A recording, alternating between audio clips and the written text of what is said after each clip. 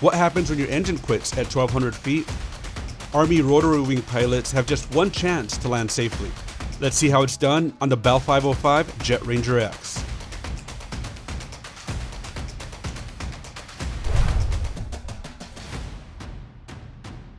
You're watching Conversations from the Cockpit. The U.S. Army is upgrading how it trains the next generation of rotary wing pilots with the Flight School Next program. In addition to updating the aircraft, the Army is asking industry to provide a complete training package, including curriculum and new innovative training technologies. Bell's contender for the contract is the Bell 505 Jet Ranger X. Veteran pilot Joe DeCapit took Break and Defense on a flight over its Texas facility. So as we walk around the 505, I want to highlight some of the key features that are going to be good for both the military customer and then also for the commercial customer.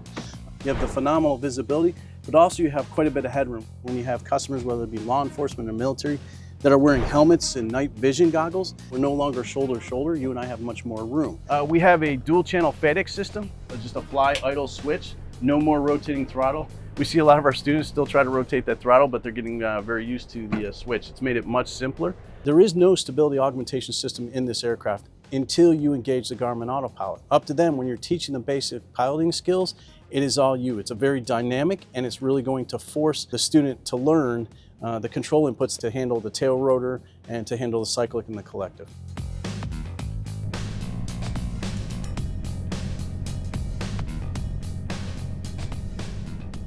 So Bell itself has been around for roughly about 90 years. The training academy has been around for about 70 to 80 years. All the way back to training for Korea in like a Bell 47. We trained in the Huey 2. So we've produced all kinds of aircraft for the military and provided all kinds of training to the military in various different models like the Bell 47 and the Huey.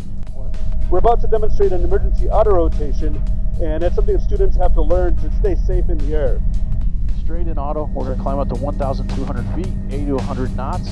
I try to get up towards that 80 to 100 because the engine's not going to tell you when it's going to quit. It's going to happen out of nowhere, so I want the student to feel the abruptness of that engine quitting and what the response is going to look like for them.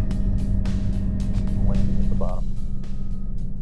I'm going to lower the collective, I'm going to put in right pedal. I initially freeze the cyclic because I want them to see how the aircraft reacts all on its own.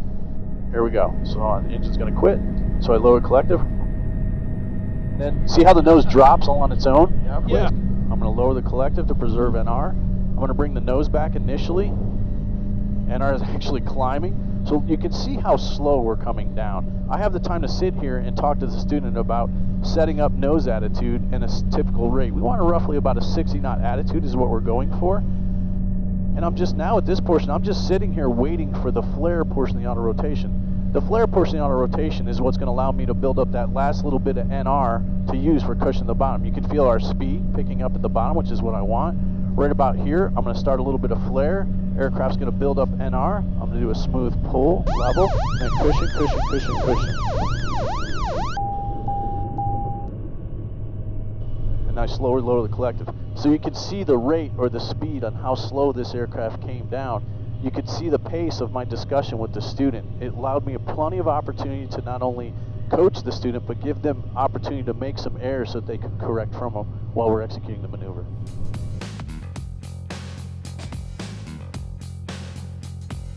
For me, when I was in the military, I learned in a basic, very simple aircraft, and then as I got into my military aircraft, I was overwhelmed by the amount of systems in the aircraft, and it took a lot of time for me to learn those systems.